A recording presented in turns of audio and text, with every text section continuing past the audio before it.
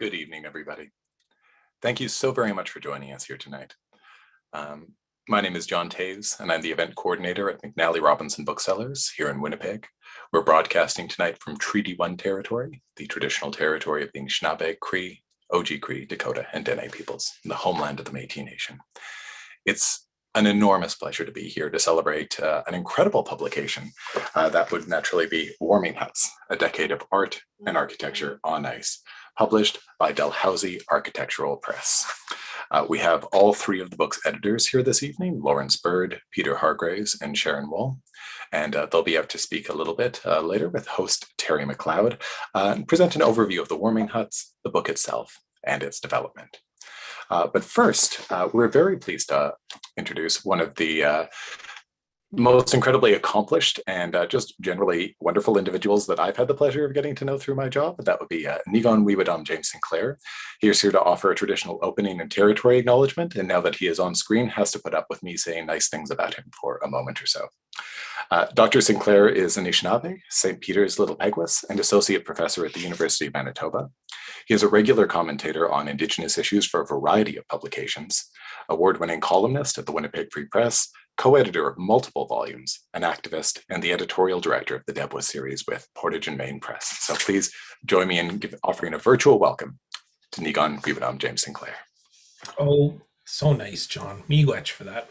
I was just saying before we came on the call that I've done so many events with John, I just start to call him a brother. He's going to get some Ojibwe name one day. So there you go. There you go, John. Bonjour, Nime Magaraduk, Niigaan Wiiwadam, Nidijna Kos, Namago Shindo Dem, Nimenwendam, Omayan, Garabach, Zigon Agujing, Bonjour, Nimishomasak, Nakomasak, Nijana Gijek, Nimijina Bekwe. It's nice to be here in Anishinaabe and Dow, Bungi, Peguis, and Donchi. It's a pleasure to share with you the language of the territory. And I'm coming to you from Treaty 1 territory, but I'm a contributor on this wonderful book. And I'm very honored that the editors asked me to just say a few words to start us off tonight of where we are.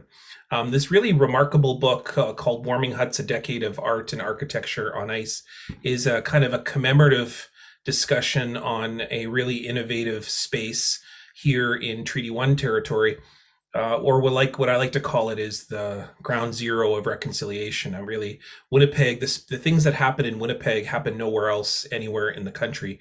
The kind of yes, we have a great deal of struggles and complicated and conflict in our territory, as most people like to focus upon, but we are also the place of solutions. We're the place of bravery. We're the place of courage. And we're the place in which more people have been thinking about reconciliation, Indigenous and non-Indigenous peoples, than anywhere else in the country. Indigenous peoples have been thinking about this for a very long period of time, which is why we have treaties. And treaties are supposed to be about these documents that bring us together as family and bring us together to think about what the future looks like. And a book like this is a project in which many different voices and perspectives and ideas in our community comes together through this incredible project called the Warming Huts Initiative at this very sacred place. And the original name for this place is not Winnipeg. This is not what the name of this place is. The name of this place is called Nestawea. This is the Cree name in which there was thousands of people that lived permanently. There was a city far before there was a city, and it was a space known as Nestawea, 3 points, the place in which people came together from the directions of the south, from out in the west, and from the north, and that people came together to this space, trading with those who came from all directions, including in the east, all the way down to the city of Cahokia, the largest Indigenous city, the largest city in the world at the time, in which, in the 11th century, in which people would come together and join and trade, marry, share stories, work out conflicts, and that this would be the place in which for thousands of years people would build a civilization, build governments, build a long history of storytelling, published storytelling together. It's just that our publication looks different. It's not squiggly lines on a page. It's on our skin. It's on birch bark. It's on rock. And so this book is very much in that tradition, talking about the ways in which people have come to this space and been able to create relationships through a commitment to one another and a sharing of ideas.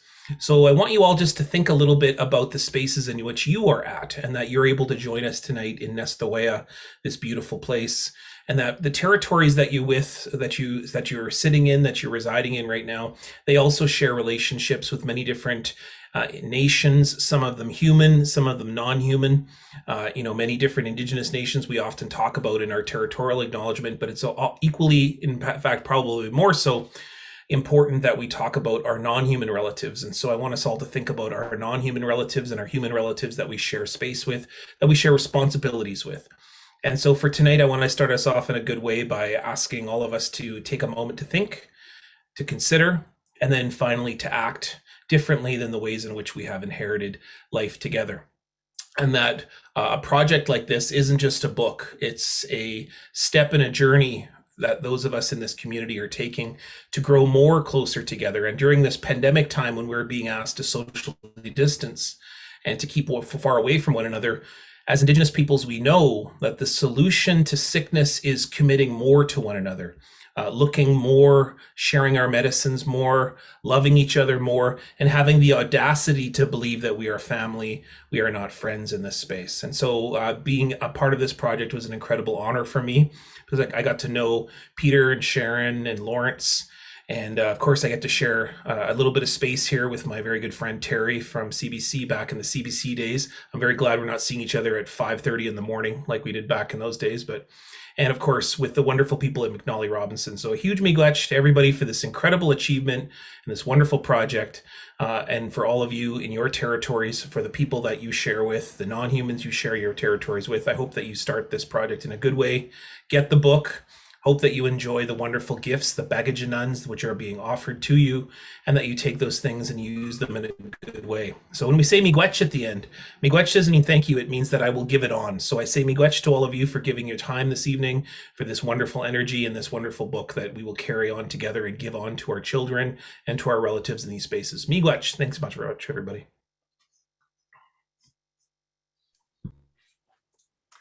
And thank you so much to you, Nigon, for all your words, for being a part of this evening. It's such a huge pleasure to have you aboard not only the project of the book itself, but also this celebration. So thank you very much. I now have a few housekeeping notes before we get on with the actual event, just to let you know the structure of the evening itself. There'll be a conversation with the book's editors hosted by Terry McLeod, which will begin in just a moment. Over the course of the evening, please feel free to interact amongst yourselves, offer any comments or any words you might have to say in the chat.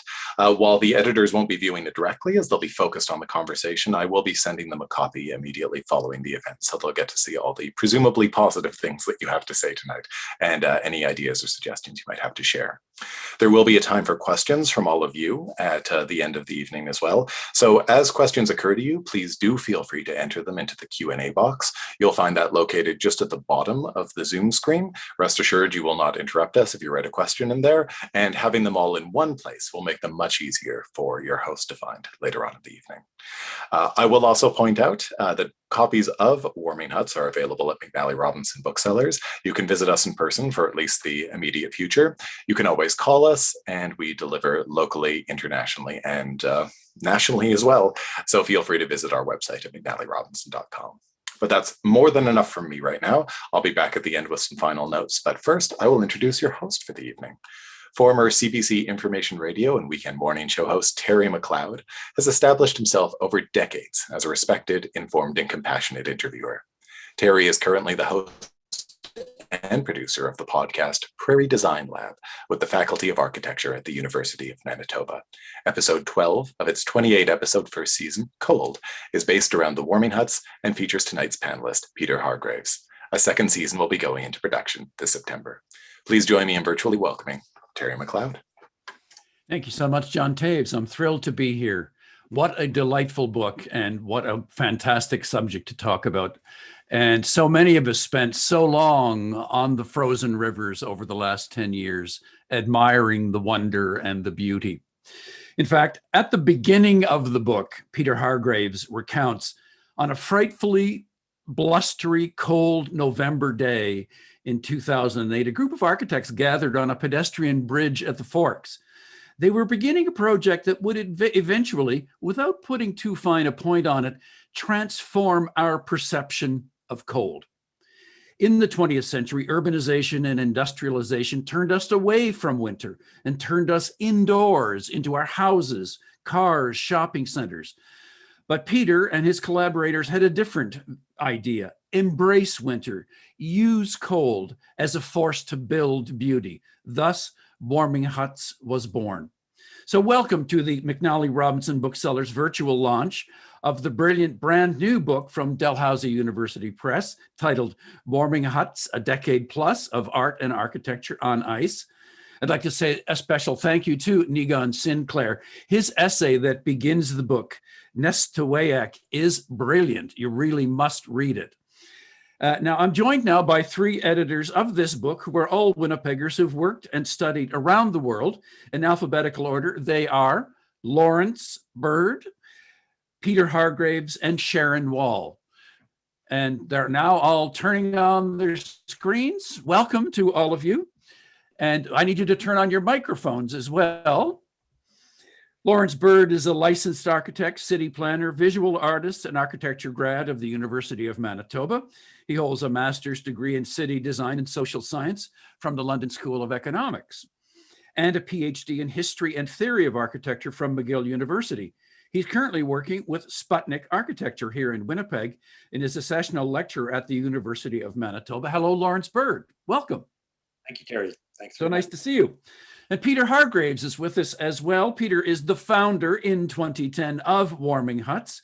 He's a graduate in environmental design at the University of Manitoba and holds a master's degree from the University of Oregon. He founded Sputnik Architecture in 2008.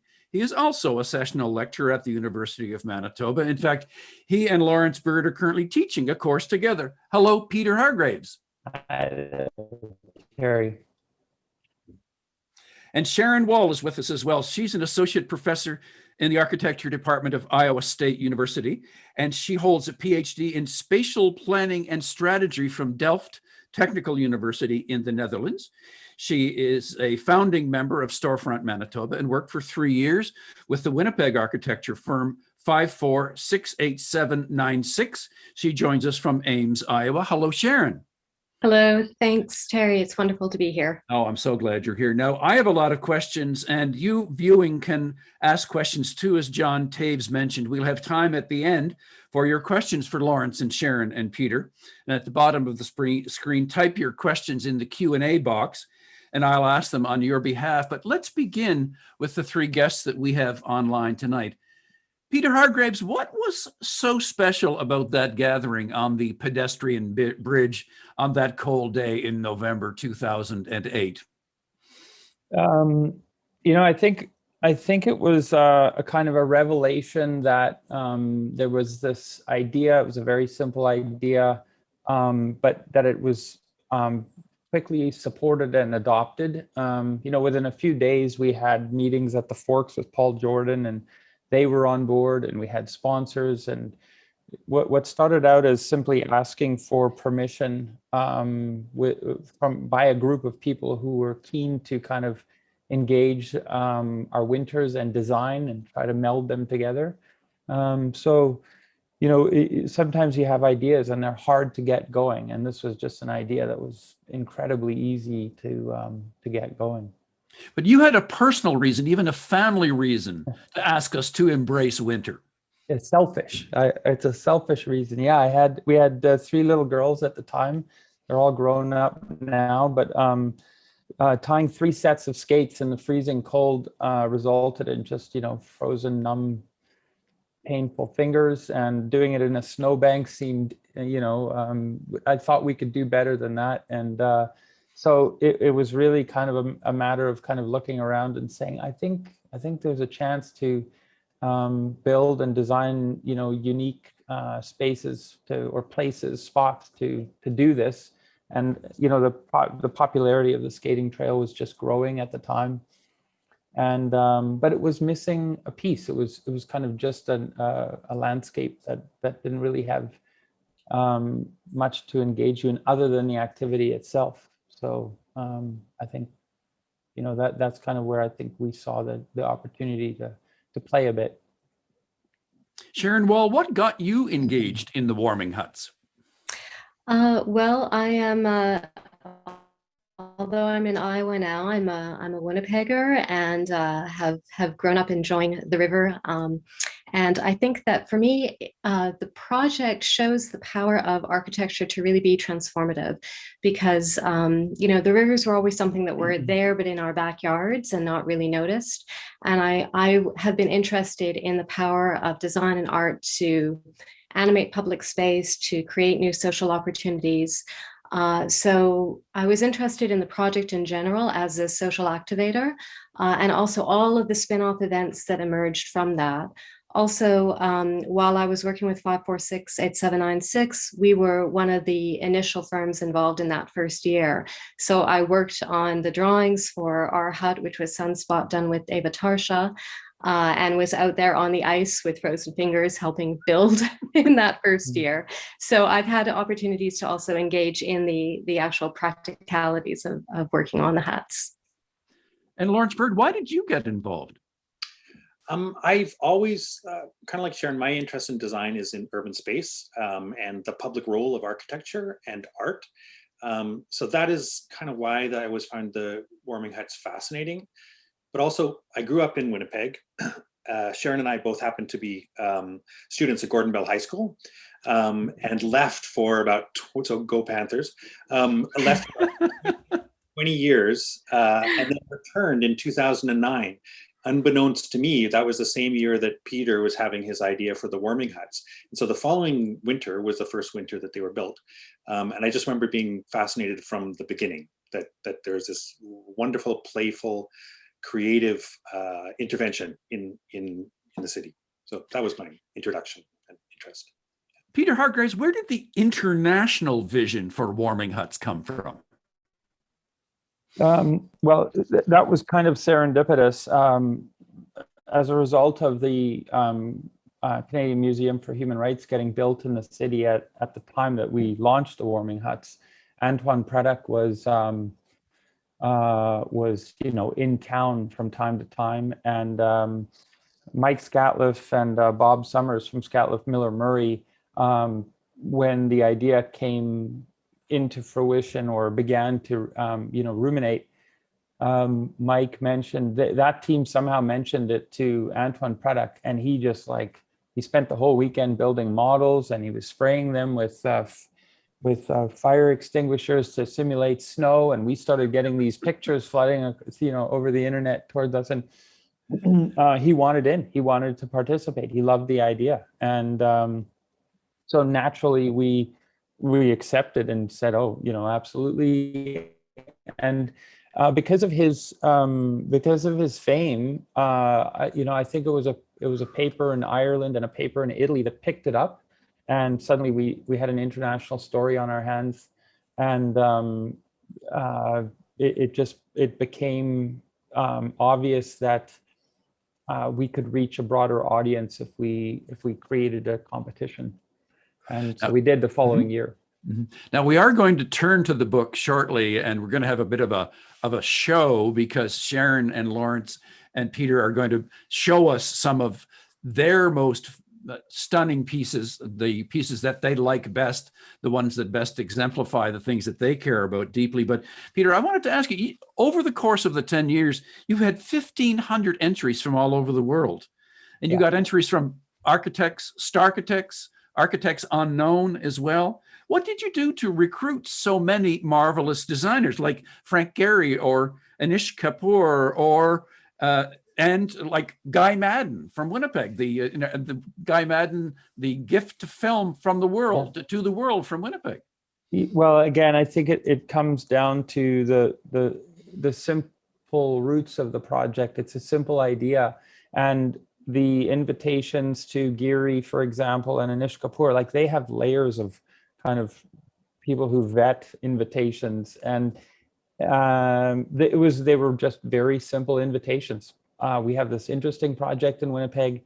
It's cold enough to kill you. We were really honest and frank with them about what we were doing, and they kind of captured their imaginations. On one hand, it was a little bit weird, but on another hand, it's so delightful that a population has embraced itself this way. You show us in the book though, as Anish Kapoor was preparing, or his structure was being prepared, there was a sudden thaw, things melted, the skating trail covered in water, and then you had to start all over again. Yeah, there have been some very memorable moments for different reasons, but that day was for sure. I don't know if Luca Roncaroni is watching in Norway right now, but it was a very, very disheartening day. But it was the kind of thing that the next morning it was kind of below zero again. It was like, well, we have to start again. We have to do this. Like we're working with this amazing artist from England. We are not going to fail him. And it became a sort of an obsession because you kind of start to feel like you're failing Winnipeg. Like there's just this expectation that we're going to do this. And, you know, on the one hand, we've suffered a lot building the huts in the cold. So it was like, there's no way that a little bit of warmth is gonna destroy us either. But it did also raise the specter of what's happening to our winters. And we desperately don't want our winters to go away. This warm, mushy weather is garbage for making river trails. So Now, I've spent a long time walking along the river trails, examining things, reading the display signs, and you attract designers from all over the world, from parts of the world where there is no ice. Like, why do architects from around the world want to be part of warming huts? well, I think because there's a scale to the project. First of all, that's tangible. We can all kind of get our minds wrapped around what it is. But I also think there's a recognition certainly by others that there's something exotic about it. You know, when the team from Israel, Noah and Roy came into town, they stepped out of the airport and coughed, gasped because it was minus 25, and they just kept saying people at home won't believe us when we tell them it's this cold. It's plus 25 degrees Celsius in Tel Aviv every day. And so it was you know, you kind of recognize that people delight in a way in the thing that you hate, which is strange. And then but it's true. And so we have because it's accessible, because we're not asking people to build very complicated things, and because we're allowing art to sort of play its role in the expression of ideas, I think it's something that people have delighted in engaging in that process. Well, I saw that Israeli warming hut this year, and it is a literal warming hut. It actually has firewood and a stove and like a fire pit in it, mm-hmm. which is very rare for warming huts. Generally, do not have any source of heat. That is correct. Yeah, it was a very very poetic expression of winter and warmth and how we you know, gather together around fires, and it was just a very beautiful project. Mm-hmm. But you taught us how to generate our own heat, because that was key for you, right? In the idea of the warming hut, skating, walking, going to the huts meant that we had to move and enjoy the cold and generate our own heat from the inside. Well, I don't know that I taught that. It's not fair to say that I taught. I think I learned that, and I think as the project wore on, we you know, again, it's not a lesson that you bang yourself over the head with, but as people have engaged the skating trail and the warming huts, I think there has been this growing awareness that we can enjoy the coldest of our days if we dress properly and if we move. And the people that don't enjoy the winter are the people that end up standing around freezing. And so I think the warming huts was an important ingredient in the river trail, in that it sort of pulls people along the river trail in a way that you know, you see it especially with kids, because they will see the next hut and then dash off to the next hut, and they'll drag their parents with them, or whomever their caregivers are, and that act, you know, whether you recognize it or not, is actually what's keeping you warm, keeping you from freezing. Now let's talk about the book, and let's look at the book. You three have broken the book into sections with each of you taking responsibility for one section. Now, Lawrence Bird, tell us about your section. You focus on contributors to the book, of which there were many gifted designers. We were very lucky in being able to attract some really interesting thinkers to contribute. I'll just share my screen. So I'd like to take you through, hang on a second. And I've started at the end, so I'll go back to the beginning. So essentially, we had some really great writers who said that were volunteered their time to work on this book, which we really appreciated. Part of the point of the book was to put the warming huts in a critical context. So it wasn't just to show pretty pictures, but also ask what they mean. So we've been very lucky, like even at the beginning of the book, we've got an introduction by, preface by Senator Patricia Bovey, and the past president of the RAIC, Michael Cox, two people who know the creative world in Manitoba very, very well. We have an introduction by Christine Macy, who's editor-in-chief of Dalhousie Architectural Press. And these brief introductions set the stage for the characters in the book. And the first character is Nigans, and they're welcome to Nistawayak. He's told you the story of what that means. And it meant a lot to have his contribution, and also to have him ask a very difficult question of us right off the bat. He's basically saying in his chapter, so the huts are wonderful, but what about these other huts? On the top right of your screen, you can see these little shelters that were built to house people who struggle every day to find housing in a home in Winnipeg. So he was really asking us, for all the contributions that the warming huts might make, what more contribution might they make, and what else has to be taken into consideration? Because we enjoy these huts from a position of privilege usually. So it was really touching and trenchant for him to contribute this question to start off the book. I contributed a chapter, which you've already mentioned, Terry, the significance of this image, which is when Anish Kapoor, the world's perhaps premier artist, the first project in ice, almost didn't happen because the ice started to melt. And this chapter is about what the rivers mean to us, and what the huts might owe to the rivers, and why we might have to use the term Nigan was using before, consider actually the river as one of our relatives. And so that we just borrow it for a short period of time, and the huts are very privileged to take part in that space. And did Joni Mitchell inspire you with the title of that chapter? Sorry, I had a river that I could skate away on?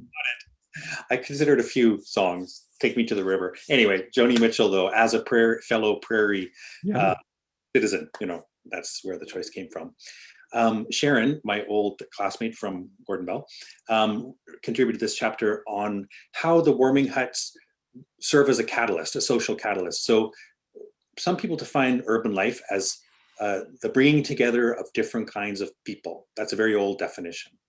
And this is one of the things that the huts do. They serve as a focus for people who might not normally talk to each other, will enjoy the space and enjoy the huts and start to strike up a conversation. And that's what Sharon's chapter is about.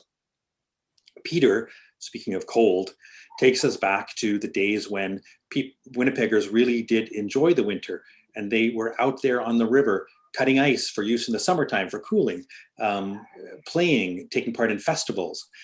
So we used to really enjoy the rivers, and we used to really enjoy winter. And since indoor heating and more recently video games, we tend to do that less. So he asked the question, what can the winter contribute to our resilience? And points out that this is one of the huts, as he's already said, this is what the huts do, is bring people back to enjoy the winter. They warm us in different ways. Hazel Boris, who is a very prominent urbanist in North America and principal at Placemakers, makes a very interesting observation that the river usually divides parts of the city. But what it does in the winter, thanks to the river trail from the Forks and thanks to the warming huts, is it connects areas that were divided before. So it serves as a social connector. And that completely transforms the way people use urban space. So she looks at the huts from the point of view of an urbanist. And finally, Lisa Rochon, who's one of Canada's key commentators on architecture at the head of her City Lab, writes about art as activism. How can art empower people?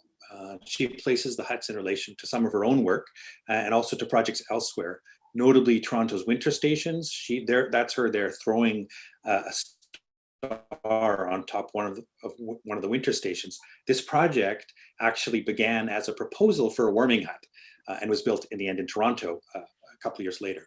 So she focuses on this chapter kind of brings us back full circle to Nigon's opening question. What can a project like the warming huts do for us as citizens? We think, Sharon, Peter and I think that it can do a lot. And I think the book's kind of reason for being is to demonstrate that. Thanks very much. All righty, thank you.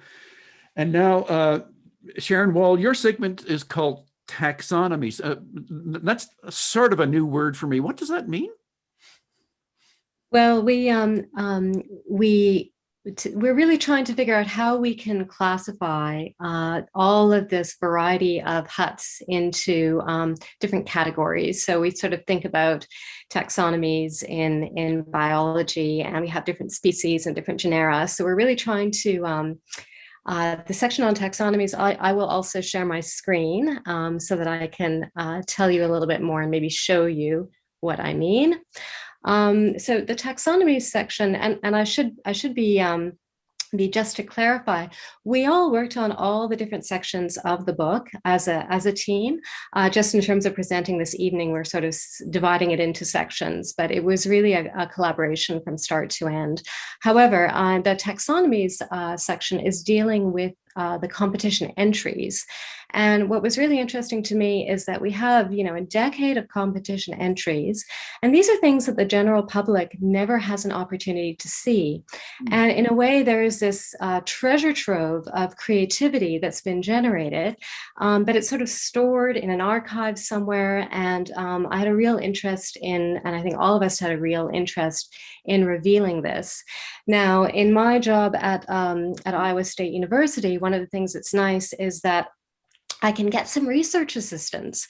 So we had thousands of pieces of documentation to work our way through and to try to figure out how we could begin to classify all of these entries and sort all these entries into a format that made sense.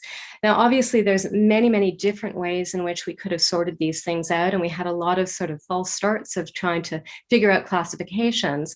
But what you start to see is that, wood, snow, river, swirls, views, there's all these ways in which entries from around the world began to kind of classify the or the competition entries could be classified in various ways. So in some ways, the classifications are a little bit arbitrary, but we did begin to sort them into three main categories. And the first of those categories was nature. And so there were a number of huts that, and I'll read a little bit, that translate features of the landscape or sky into a contemporary idiom with representing elements or elemental materials, some reimagined plant or animal life, or embody spirits animating the living world. So there were all kinds of entries that we felt really responded to nature in a particular way. There were other entries that we classified under the heading of form. And so, again, I'll read from this as well. Some of them present Platonic forms, simple geometries considered fundamental for centuries or millennia. Others experiment with complex topologies like crystals or fractals that fascinate us in modern times. And so really what was fascinating about this exercise of going through and trying to make these classifications was seeing how different years, different teams, different parts of the world, there were nonetheless these resonances that we began to see between different entries. And I think illustrating those resonances by categorizing and sorting through the entries was something that was really, really delightful to be part of. So the last taxonomy section we have, the major sort of heading we have was culture. And this is dealing with entries that engage with one aspect or another of culture, material culture like clothing or buildings, the culture of games. Hockey wound up being a particular category, obviously, entries from around the world that are sort of celebrating the hockey stick in various ways. So, it was fun to begin to piece together and compare these and contrast these.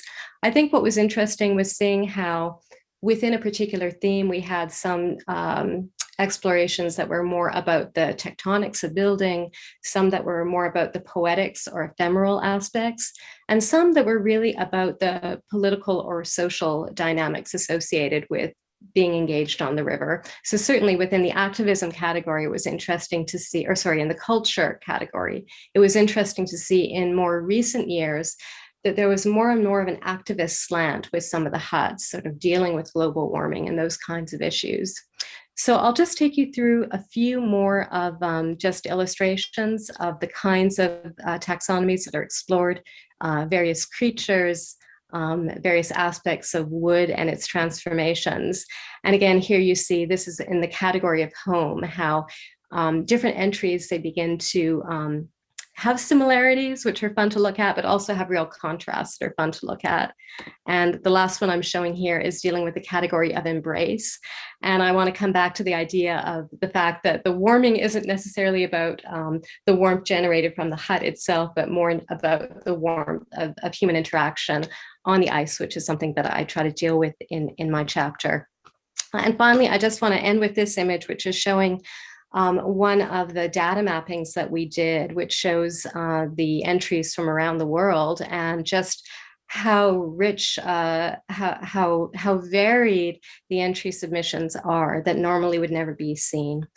I think the other thing, just to end off on would be to say, you know, that really these kinds of design competitions are opportunities for artists and designers to really explore ideas.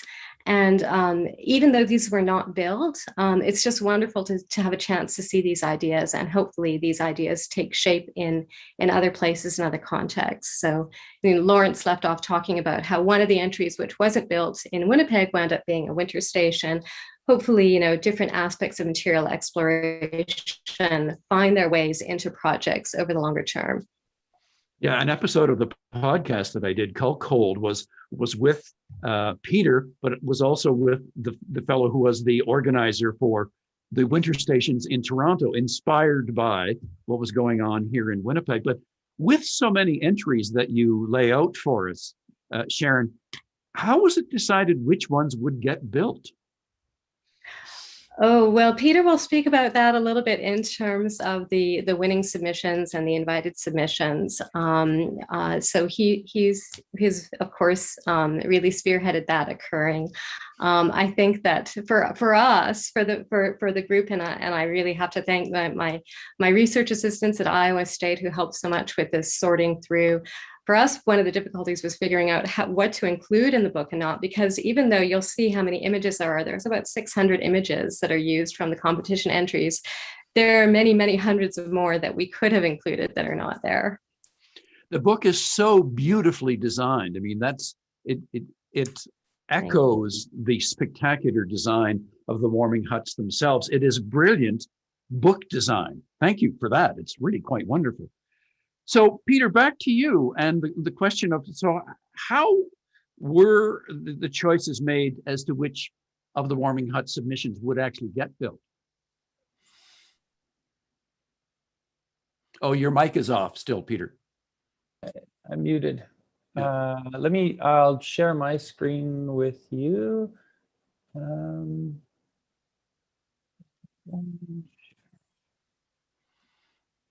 That doesn't look like it's the right one.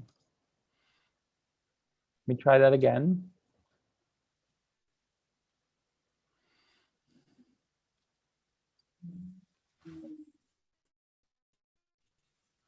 Sorry, folks.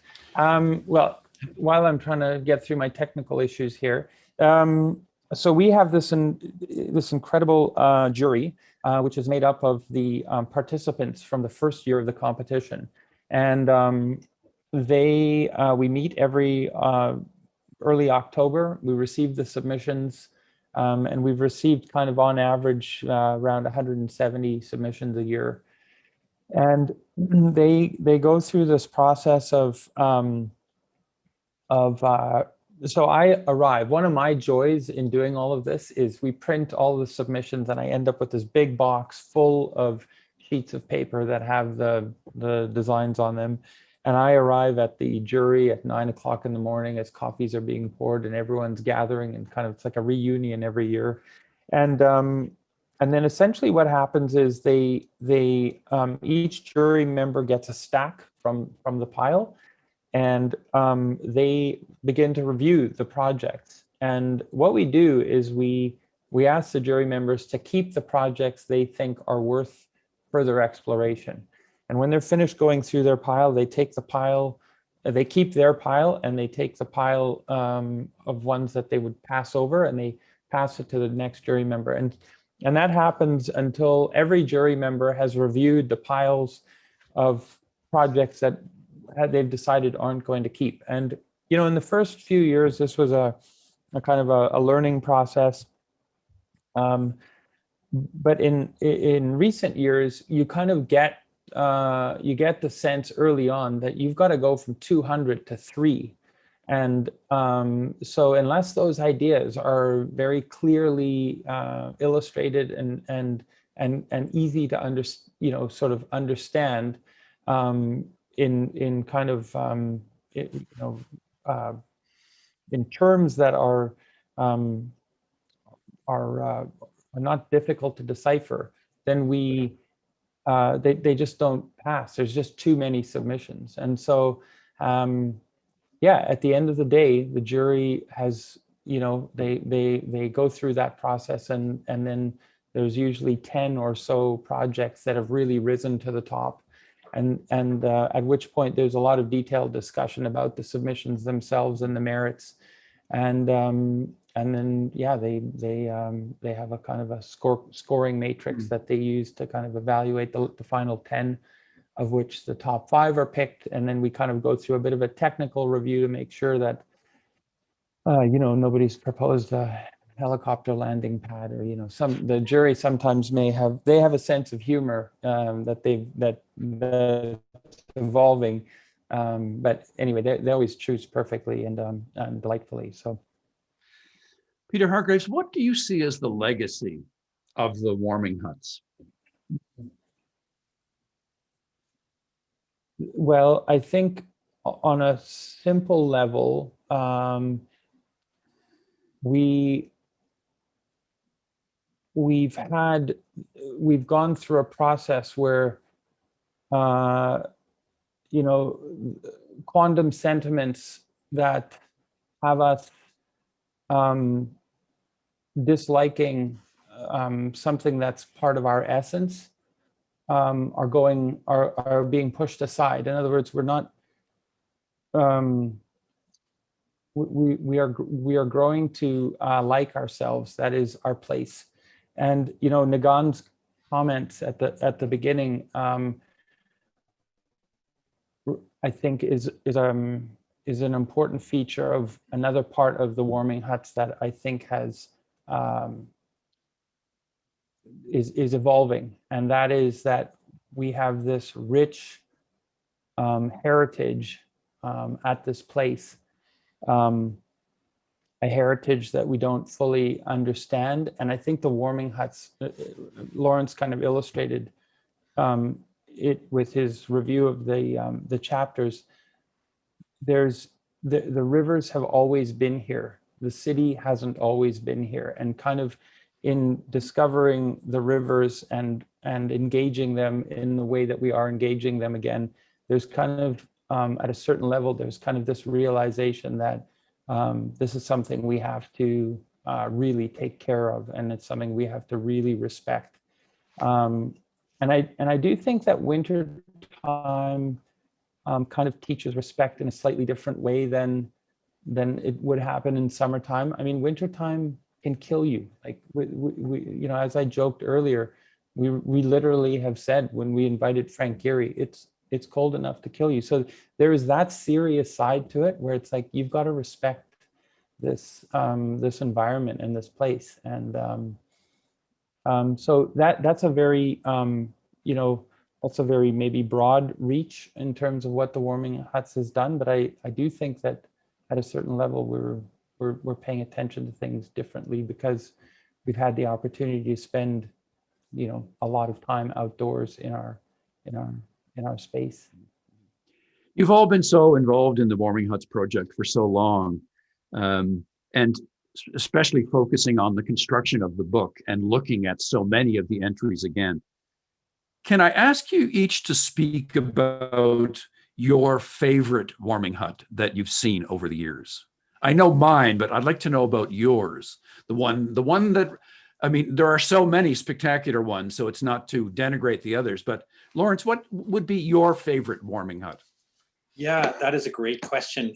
My personal favorite is Open Border, which is from a few years ago by Atelier Ari, who are, oops, I'm looking at, oh, Peter, you're going to show us that image?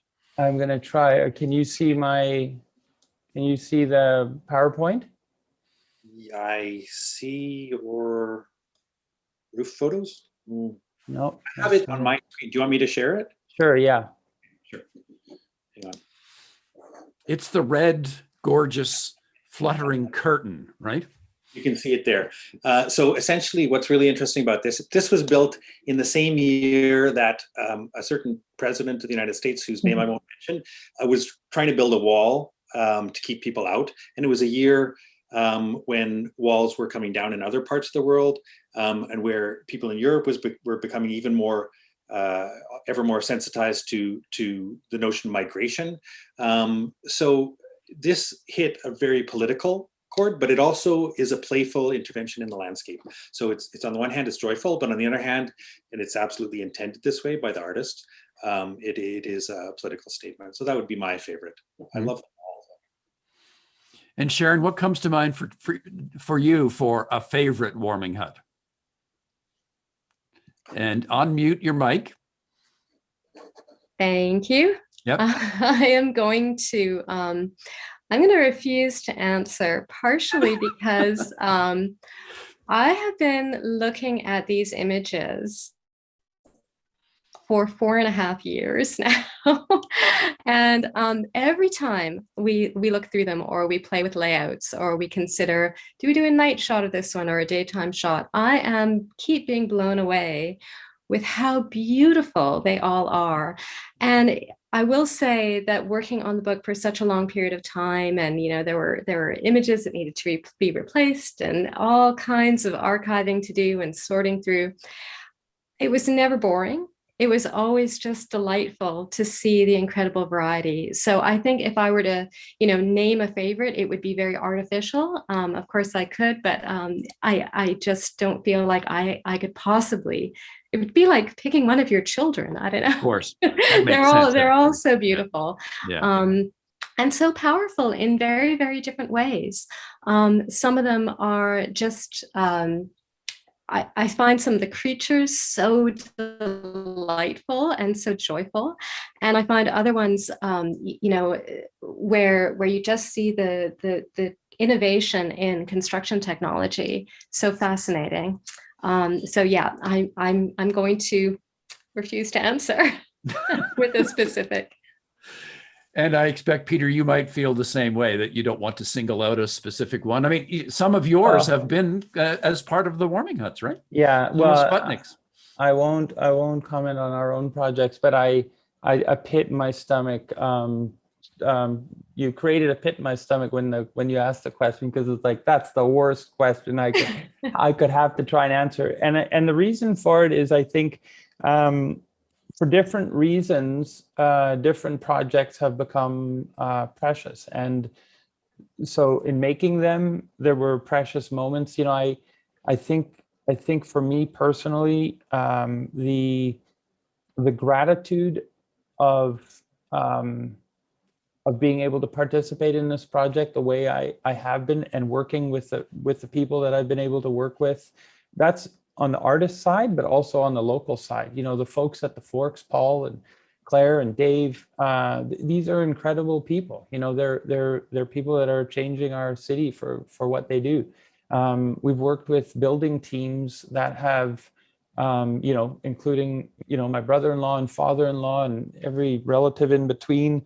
So I've got to spend those precious moments, and, at 3:00 in the morning, building ice with Luca. Like there's just so many parts to it.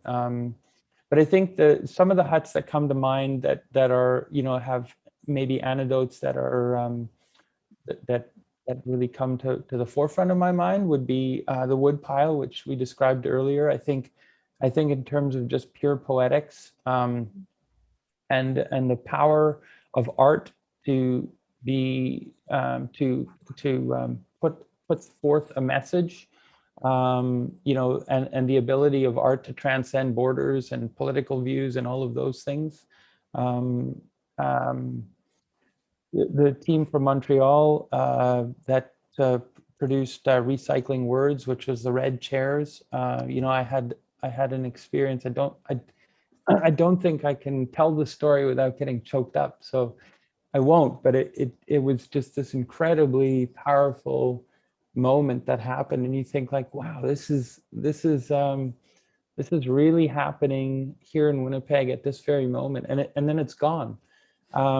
And I think the ability for the project to evolve, to include music concerts. You know, when Royal Canoe played their fabulous music in ice, with ice, and to be able to collaborate with that group, and again to collaborate with Luca and to work with ice and to work with a material that's so native here, and then have what was, you know, a music concert. It was just this temporal thing, and then it was gone. It was just a memory.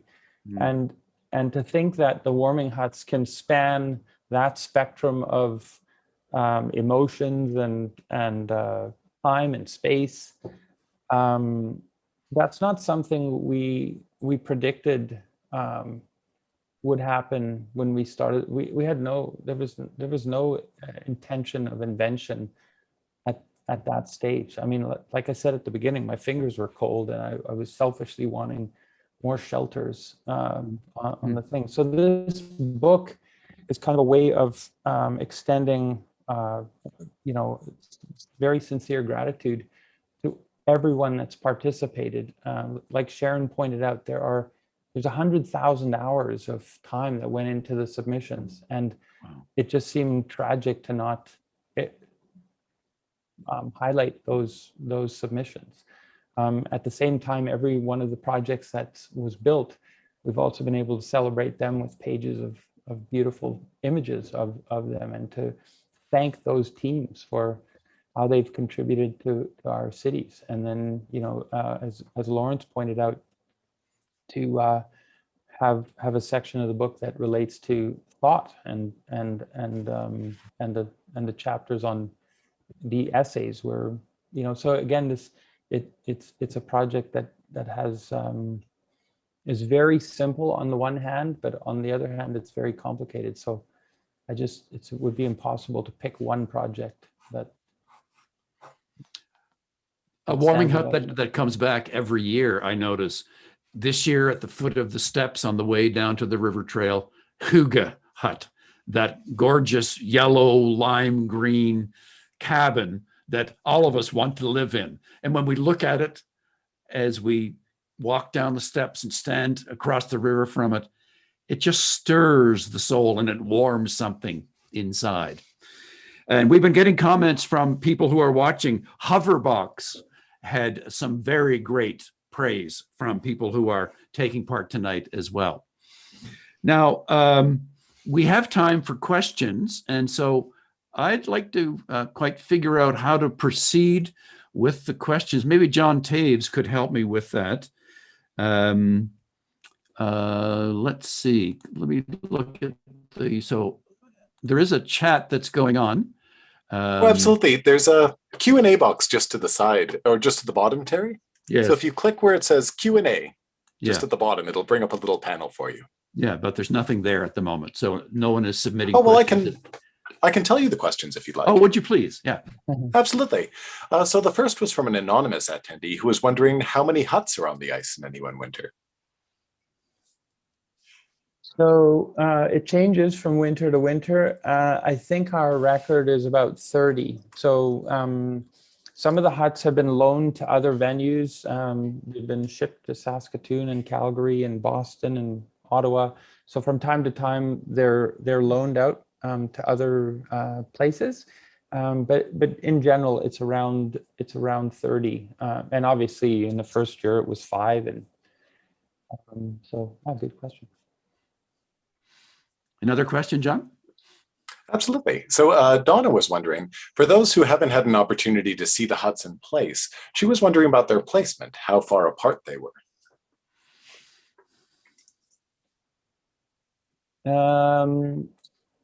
Well, so there's usually a cluster of huts between, this might not mean anything to her if she's not from Winnipeg, but the Norwood Bridge and the Donald Street Bridge is kind of where they're mostly concentrated. But they stretch all the way along the trail. In years gone by, it's been about 11 kilometers of trail, and they're usually placed, the ones that are further apart are a couple of 100 meters away from one another, just far enough to kind of, drag you further down the river. So I believe that answers, Donna had a follow-up question as well, which was more logistical for those who haven't seen the huts in action. And she was wondering about how you decided placement. So that's, I imagine, is clearly part of that. Yeah. She was also wondering if they serve as a place to tie up skates and warm up a bit, or are they more conceptual, and how you find the balance between the two.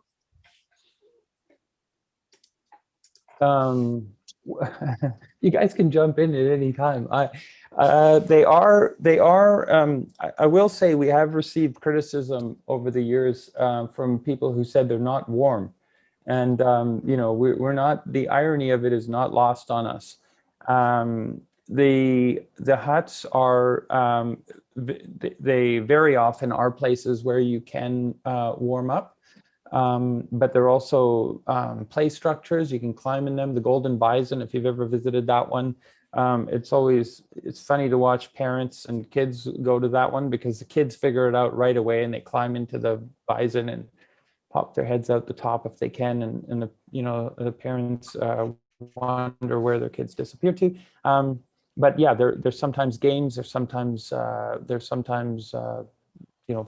of more formal structures that you can climb into and sit down on. We're very much hoping this year that COVID restrictions will be lifted so we don't have to put signs in front of them telling people not to go into them. We have some really good ones that came out last year that'd be fun to climb into.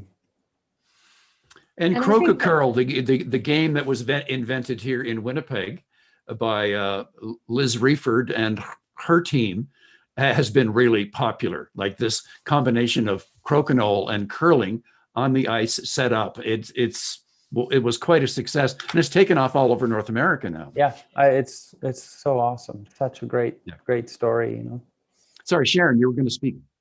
Oh, no, I was going to say, I think this is part of what's interesting about the competition entries is the variety of ways in which people interpret warming and what that can mean, whether it's warming through people's physical activity, whether it's warming through the huts themselves, or whether it's warming through more that spirit that you get of warmth by sort of having connections with one another on the ice. And so that's, in addition to the build huts, looking at the entries to sort of see how people explore ideas about what warmth means in such a difficult climate. And I think in terms of one of the key impacts of the project for me was just that I think it really transformed how Winnipeggers thought about the river as being this cold, inhospitable place. And it's not because the huts themselves are all that warm. They're really not. But there was sort of a mind shift that happened for people when they began to think about the ice as something that's super welcoming, that's super engaged, and all of the spin-off activities that have happened since the warming huts in terms of interventions like Raw Almonds Restaurant and other interventions that have occurred. Now the ice is really, really popular to be on. And that's not because the huts are keeping you warm. So it's been wonderful seeing that kind of impact that design and art in the public realm can create. One of the contributors is from the book is online with us, Lisa Rochon, and she was just congratulating you three for the marvelous thing that you've created with this book, and she appears in the book as well. John, any other questions? Absolutely. So we are approaching the end of the event, but I think there are two wonderful conceptual ideas that might be nice to go out on. So the first question comes from Ted Block, and he's wondering, what steps might Winnipeg take in spring, summer, and fall to create the same spark that the warming huts bring to the Forks in the winter?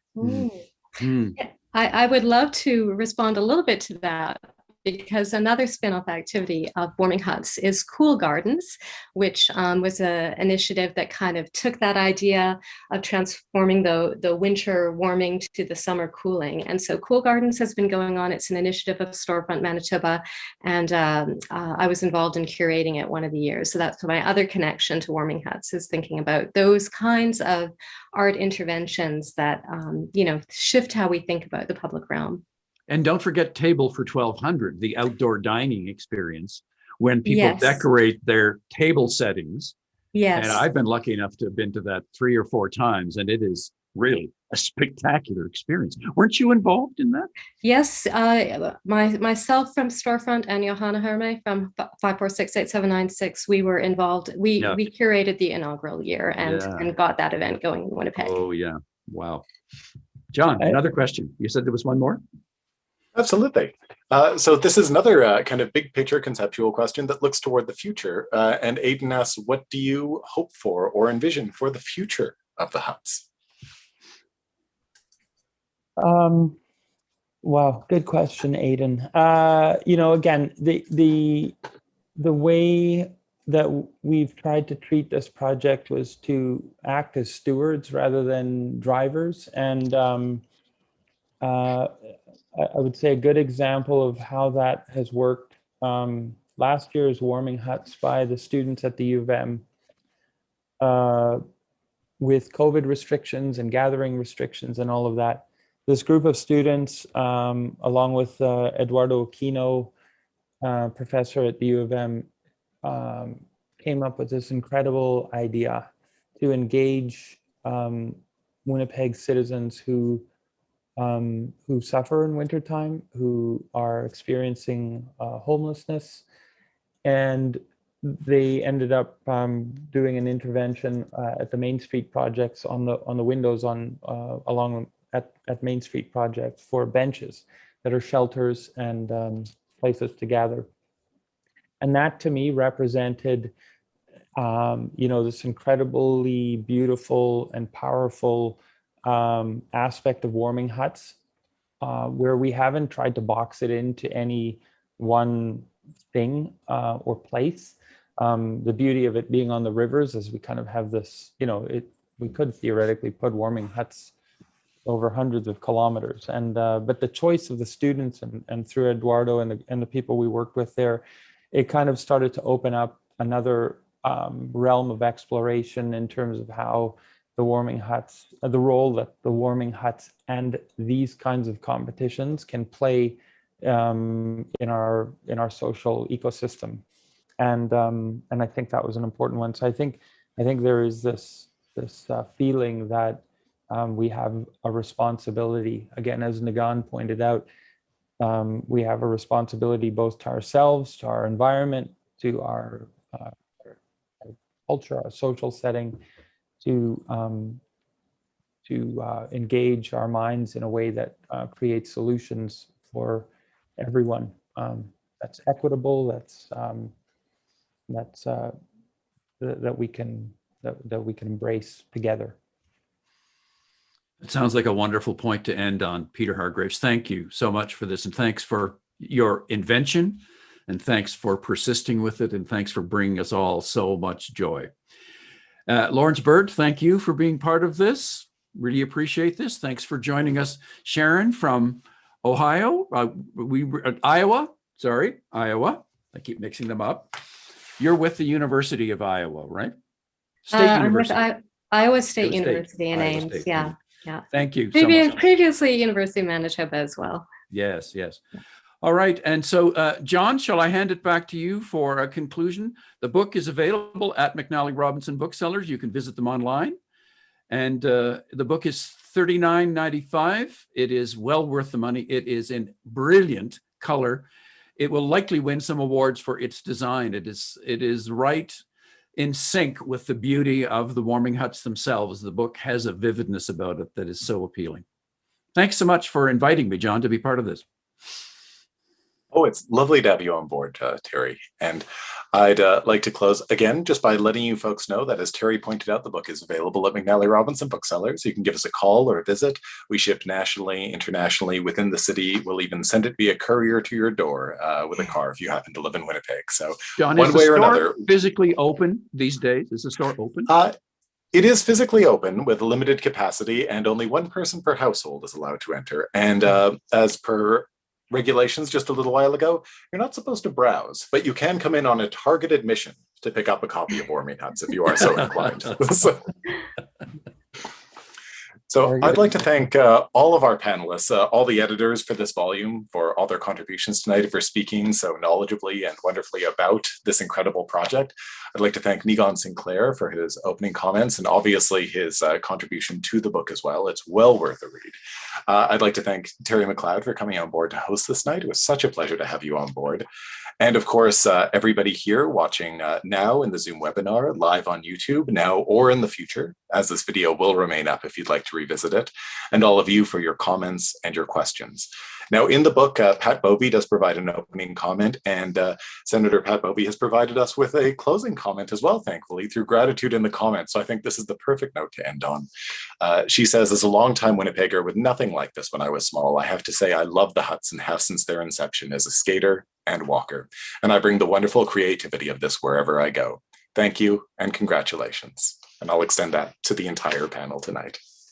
And thanks to all 75 of you who joined us tonight here in the virtual launch. Grateful for that. Thanks, everybody. This was a lot of fun. Thanks so much. Really a lovely evening. Yeah, thank you all very much. Lovely. Bye now. Good night, everyone. Thank you again. Bye. Thank you.